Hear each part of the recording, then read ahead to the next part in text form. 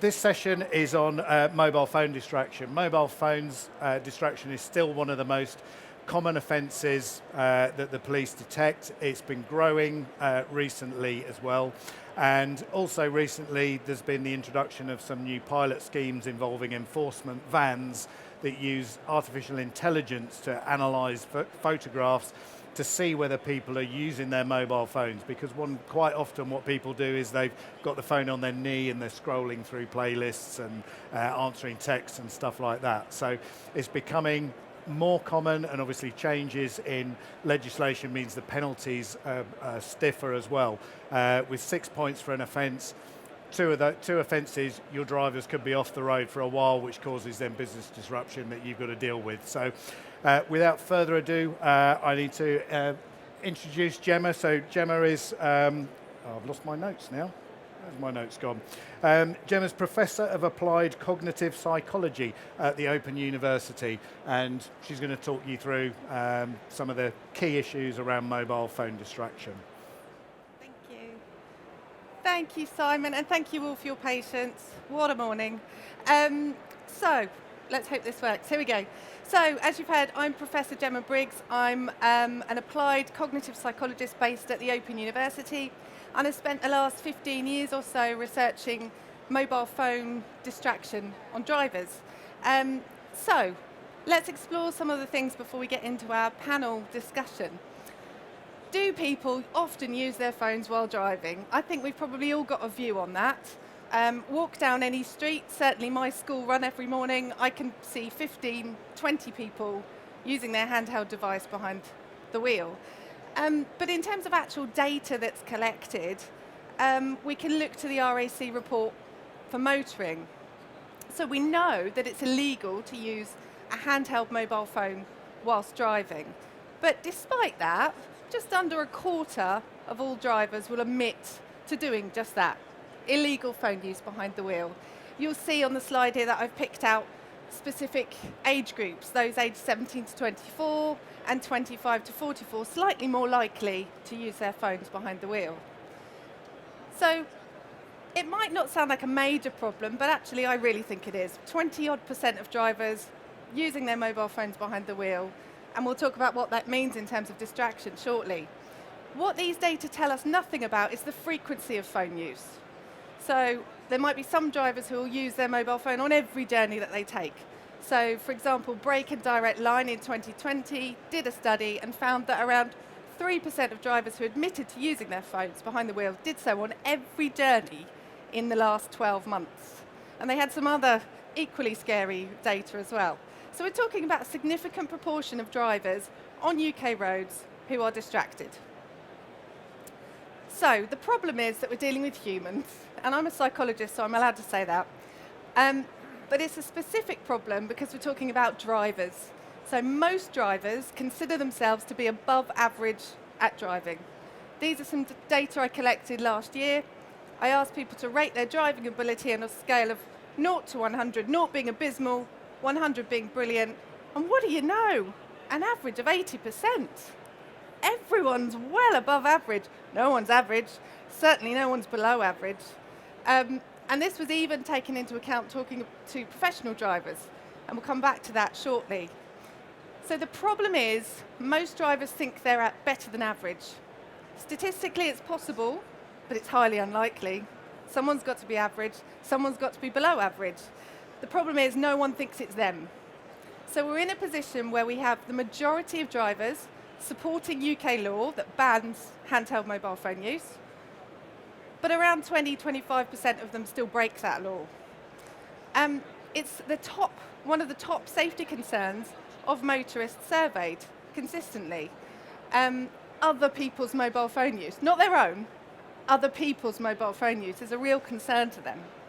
So this is a real problem. And you can see here, again, it's just taken from the RAC report for motoring. You can see it's up there. Some slight changes in the last year about the state of the roads and the cost of fuel, which is relatively understandable given the political climate. But it's a big problem. So the issue is we've got drivers suffering from self-enhancement bias. All drivers are better than every other driver on the road. And if they see someone caught using their mobile phone, they're not actually going to be put off, because that just reinforces this view. Oh, that other less fortunate, less capable driver has been caught using their mobile phone. How awful. Wouldn't happen to me because I'm a better driver and I have increased skill and I can mitigate all of this. This ties into something called crash risk optimism.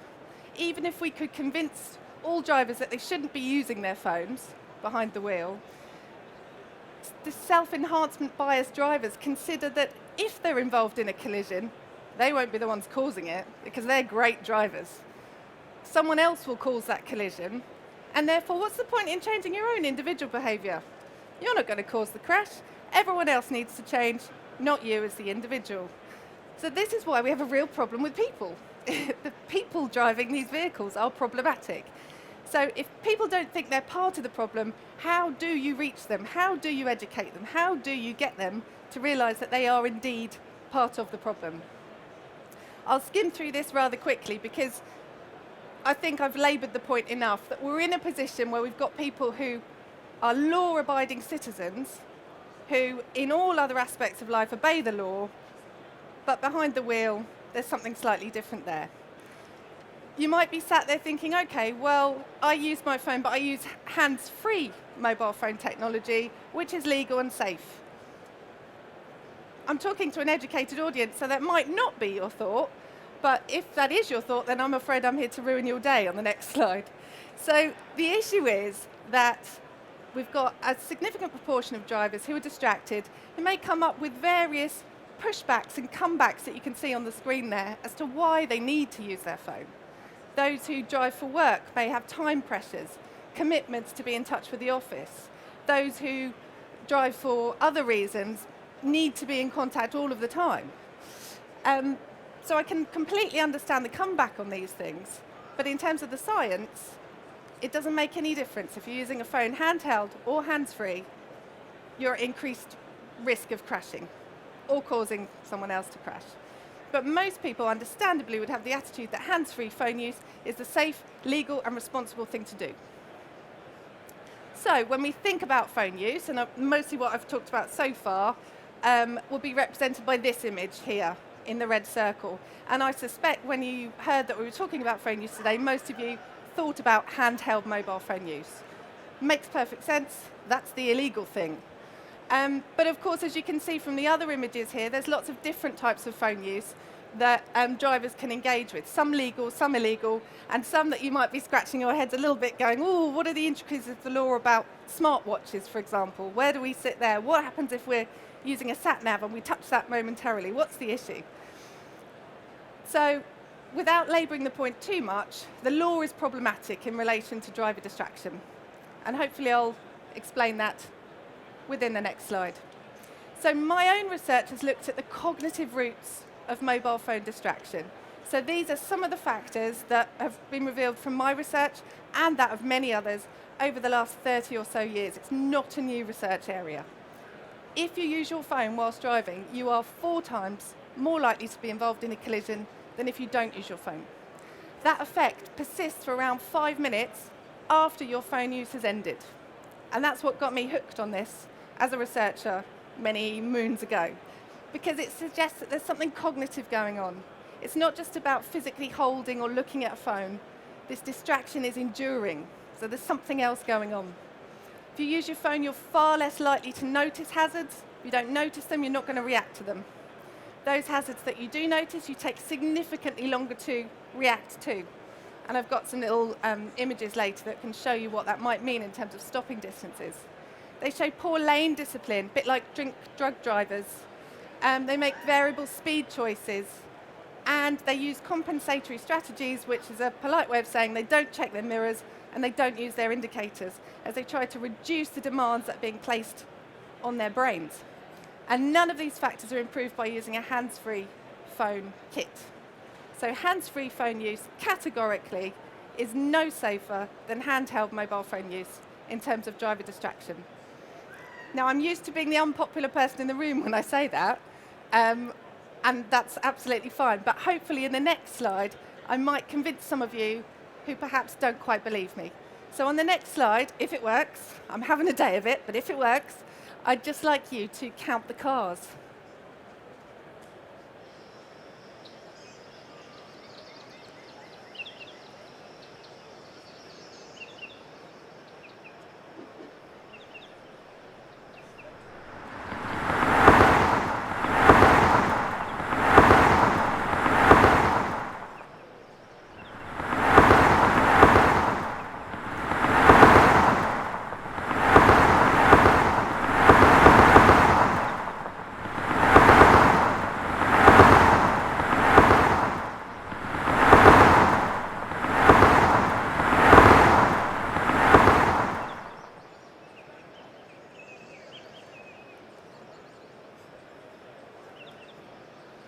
Who saw the sign? Who saw the smiley face? Who saw the grass? Have another look.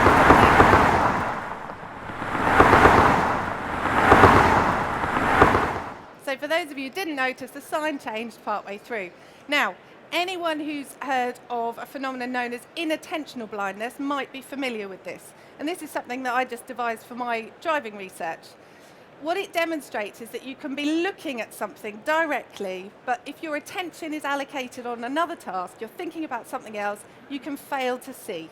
Inattention blindness, also known as looking but failing to see. And that's the premise of all of my research, and we've got some quite compelling findings which have demonstrated that hands-free phone use causes inattention blindness in drivers, to the extent that in some of our laboratory studies, we could present a hazard directly where someone is looking, and we know that they're looking at it because we've got an eye tracker on them, and they can fail to see it. It can be right slap bang in the middle. It can be a massive lit up thing. It can be anything, and they won't see it if their attention is diverted to their mobile phone conversation. So the key issue with mobile phone use is the cognitive distraction that it imposes.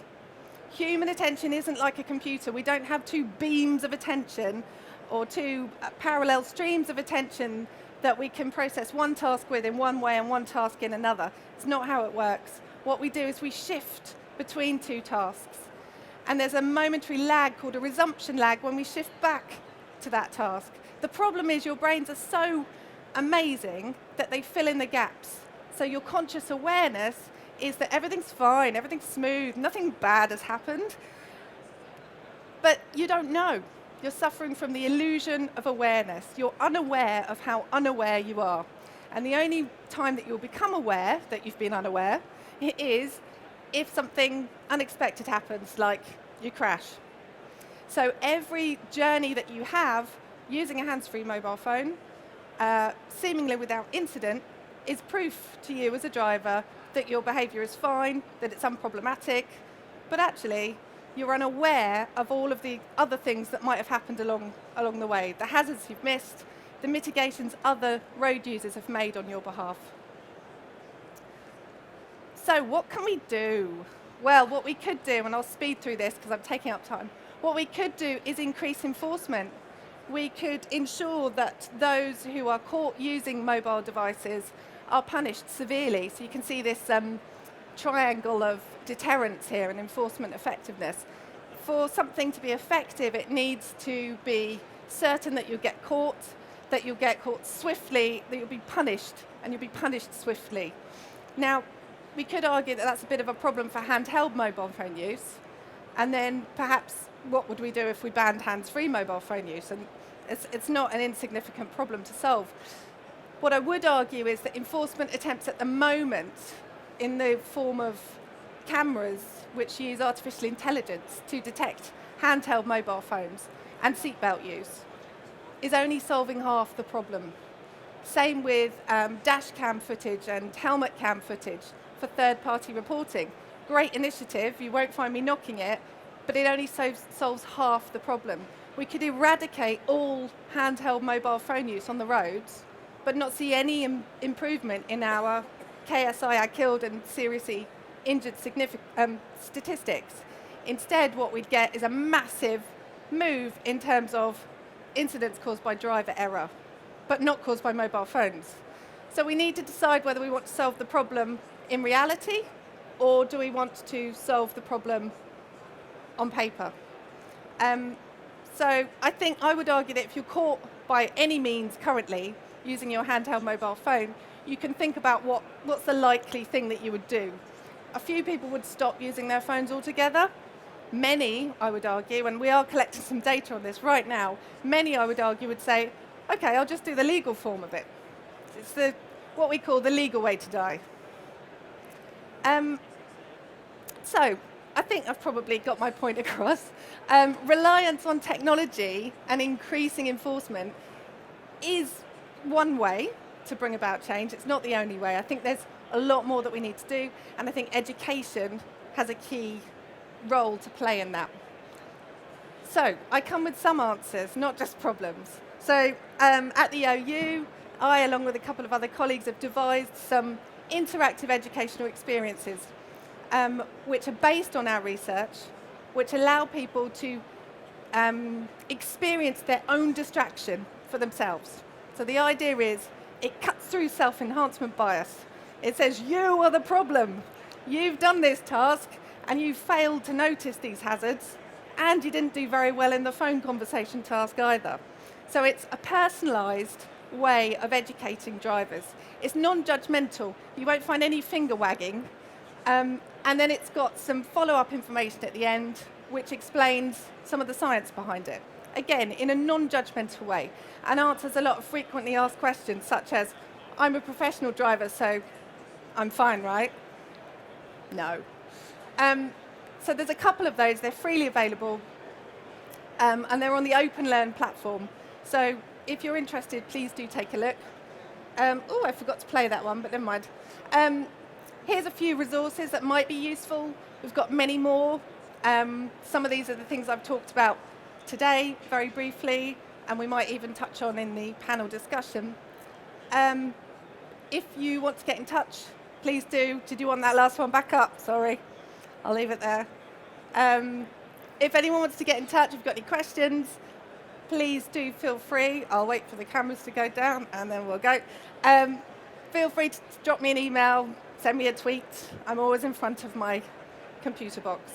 Thank you very much. Is that all right? Thank you. Do you want to take a Yes, seat? I'm going to grab my water. Thank you. Thank you very much, Gemma. I hope you found that interesting. What we're going to do now is invite a couple of extra guests. So Andy, Adrian, if you'd like to join Gemma at the table. Hi, Gemma. Hi, Gemma. You okay? Thank you. So we have Andy Omerod, who is the Managing Director of Balfour Beatty Asset and Technology Solutions, and Adrian Wanford, who's Group Transport Compliance Manager for Balfour Beatty Asset and Technology Solutions. And the reason I've invited them to join this discussion will become apparent in a second. So we're going to have I'm going to put some questions to the panel and get their thoughts on those, and then we'll open that up to any of you in the audience who'd like to ask a question as well. So Andy, I'd like to come to you first. Balfour Beatty is one of the biggest infrastructure companies in the UK. It's an international company, and I'm right in thinking that you banned mobile phone use completely, I think in 2014. So I was wondering if you could just give us a little insight into your area of the business and what led, how you came to that decision to be able to ban mobile phone use. Yeah, so thank you. Thanks for inviting me today. Safe driving is a fundamental part of what we do in Balfour Beatty, and it really part of our Zero Harm Making Safety Personal campaign that we launched about 15 years ago. And one of the catalysts was a fatality that we had in the business just before that, which was a driving fatality, and it wasn't a mobile phone, but it was about distraction. And so I completely agree with Gemma that you know, this isn't just about phones that you can touch. We're all desperate to touch our phones. It's actually about handheld. It's about you know, hands-free phone calls as well. You know, how many of you guys and girls in the audience, you know, when you're driving along, and if you do have a hands-free call, you find yourself disappearing off in the wrong direction at a junction. And we completely agree that the distraction factor from hands-free is just as much as handheld. So you know, we set up a driver risk team a vehicle compliance team. We've got 22 dedicated people in Balfour Beatty on compliance and driver behaviour issues. And I love the picture over there. It talks about the unseen benefits of safe driving behaviour. There are massive business benefits. So, with 8,000 vehicles, it's a huge part of what we do in Balfour Beatty. So, we're all, we have to constantly bang the drum. We have to constantly encourage, because people's behaviours slip. But it's a big part of what we do. Yeah. So your decision wasn't in response to mobile phone related incidents, you just felt it was the right thing to do within the business? It was part of our Zero Harm Making Safety Personal campaign, and very quickly after launching that, we got into discussions around mobile phones and what should we do, what shouldn't we do. We talked to lots of psychologists. And it was clear that we needed to do something. So if we, typical Balfour Beatty, we're going to do something, let's be bold, and let's make a brave decision, which we did. Yeah. So Adrian, you're the Group Compliance Manager for Transport. How did you prepare to instigate that policy and communicate it to drivers? Well, obviously we made, one of our main board members at the time made the policy statement back in February 2014. But in the months and few years building up to that, there was obviously a lot of discussion around mobile phones and usage in vehicles, and there was statistics starting to come out and noise in the media and in the trade press. So it really didn't come as a surprise to the business when that statement was made by the one of the main board members. But key in that, we got sort of sponsorship from the very top of Balfour Beatty. We got support from them. But obviously then all the hard work starts. So then that was, we had to update our policies, our commercial vehicle policy, our company car driver policy. We had to also communicate out to everybody, through toolbox talks, briefing sessions, alerts, that kind of thing. Also had to update our handbooks. So there was a whole communication package that went out, including some of the face-to-face briefings that we did with drivers, our e-learning package. And it was all about, we did look at putting systems in vehicles to block mobile phone signals and things like that, but we then looked at it and for various reasons took the decision that we wanted people to take responsibility for their own safety and make a cultural step change there. But as Andy alluded to, we're still banging the drum today, so that's a regular message as part of our driver safety message that goes out about mobile phones. Yeah. And Gemma, I think you mentioned about people's view of hands-free phones because it's legal. So it's quite often to get quite a lot of pushback from drivers. Well, it's legal, why can't I do it? What are the common challenges that employers face in trying to implement zero tolerance, and how might they go about meeting those challenges? Yeah, so I think there's two different sets of challenges. So there's the challenge from the individual driver who feels they need to be available and use their phone for personal reasons as well as work reasons. So, well, hang on, if it's legal, why would company policy tell me any different? So there might be some pushback there. It's all very well banning hands-free in the workplace, but why? I don't think there's a good reason for that, so why should I comply? So there's those kind of individual factors that were kind of on that slide, I think, that I flashed up. But I think there's the workplace policy factors as well, where that policy just needs to be completely crystal clear, which is easier said than done. I think we all know that. But it needs to be that that policy applies to absolutely everyone across the entire company, regardless of your position. And if that, as I was talking about enforcement at the end there, if that policy isn't enforced adequately, effectively, then it's kind of worthless. Because if word gets out that, well, actually, if you get caught using a hands-free phone, even though it's banned, and nothing really happens, well, what's the problem? And equally, people say, well, I get the value from using that hands-free phone because I can keep on, get ahead. Why would I change if there's no outcome? So I think that's a main barrier, and I think the answer to that isn't straightforward. It's a clear policy, but it's a policy that applies to everyone. And some of the companies that I've spoken to that have a really effective complete ban on phone use, much like yours, have enforced it at the highest level. They've sacked senior members of staff who have flouted the rules. And it seems that that kind of hardline approach, alongside little nudges all along the way as to why you should be following policy, is, I think that's the most effective way. Adrian, did you have any of those kind of challenges and pushback from drivers? And I guess it's not just drivers as well, but maybe operations managers who feel they need to contact their drivers. Yeah, well, we've got a wide dispersed workforce right across all corners of the UK, and we had a lot of the pushback. How can I do my job if I can't ring my staff on the phone? All those kind of things. I'm sure lots of people have come across.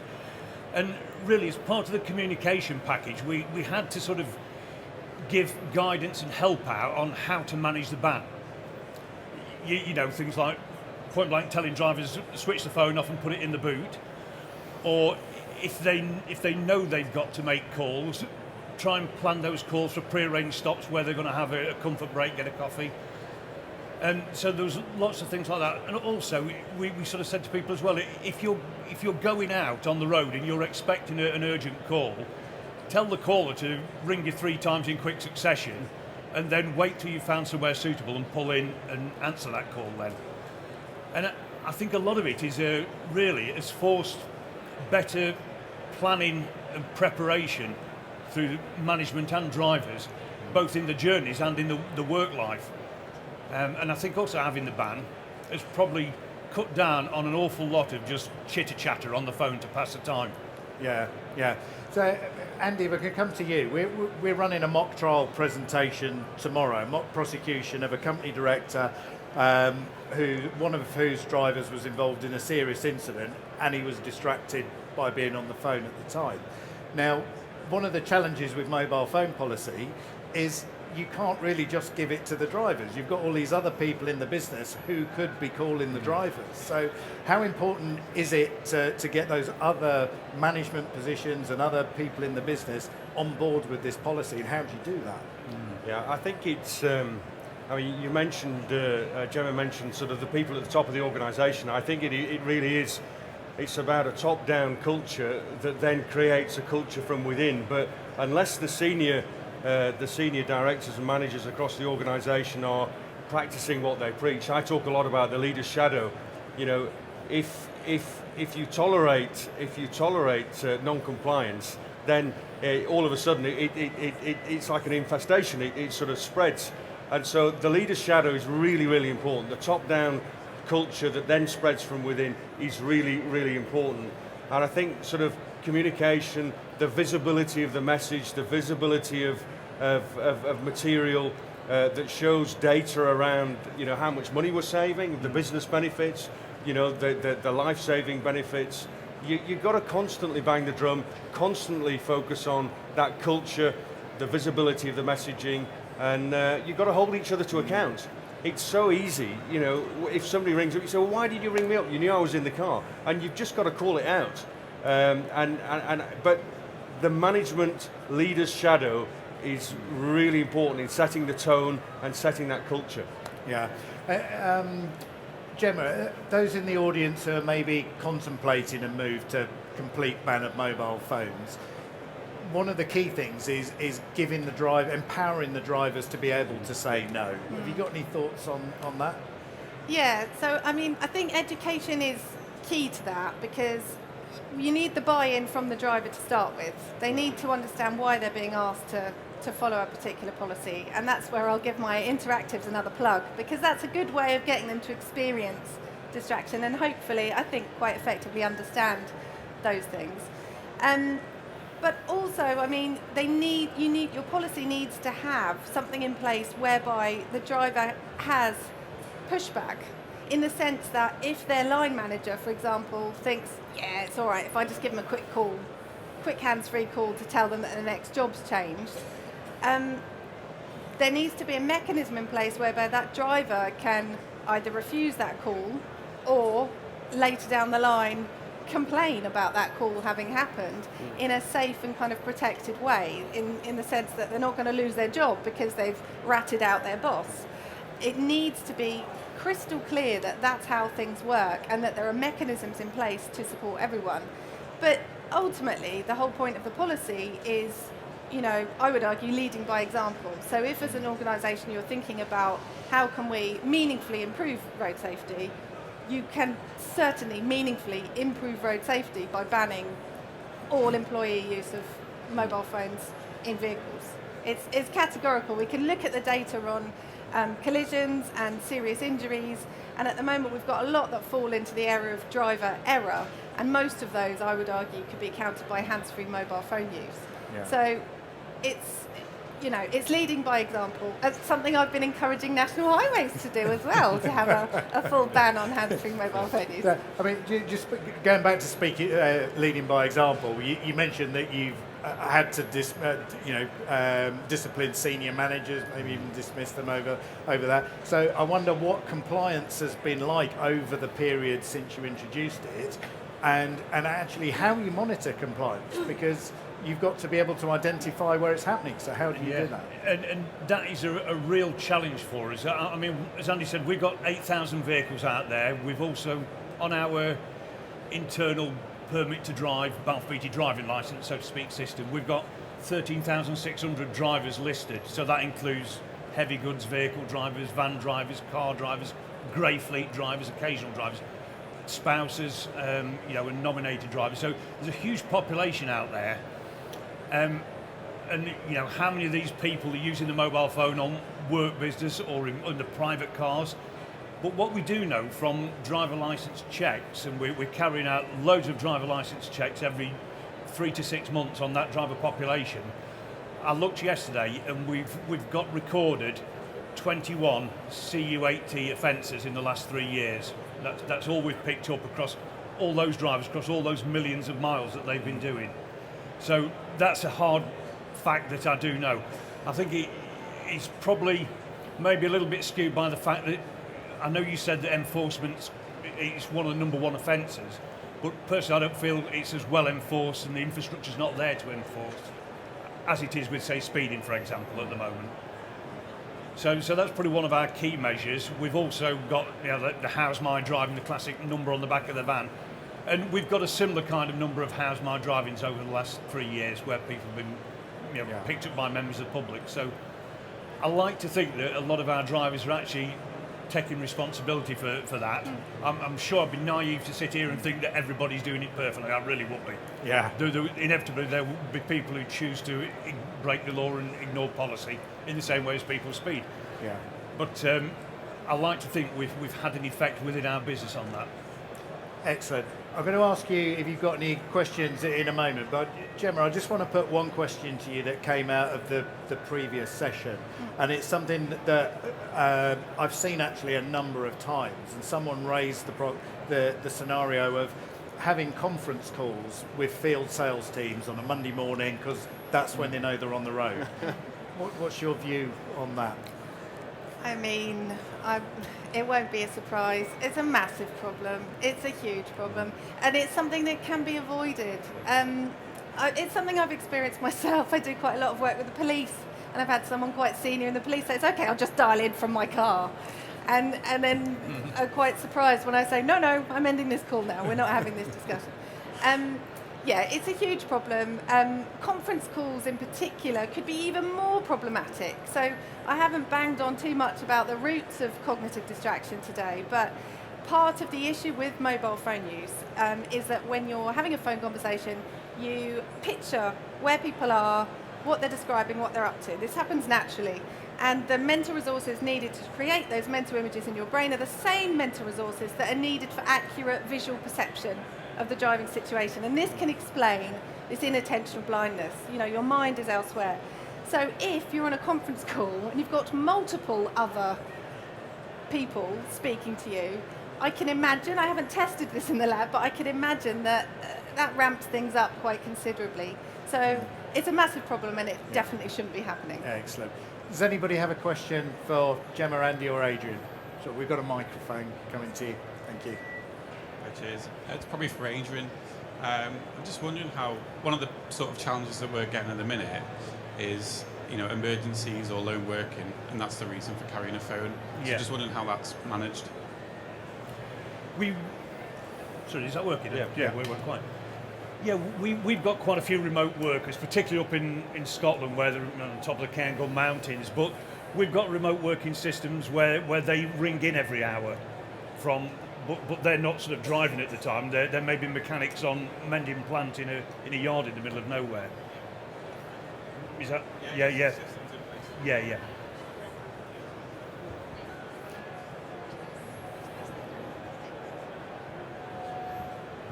I think this is a question for Gemma. It was, people sometimes argue, well, if I had a passenger who's talking, how do you kind of respond to that sort of argument? Yeah, it's a perfectly logical question. It comes back exactly to what I was just saying about mental imagery.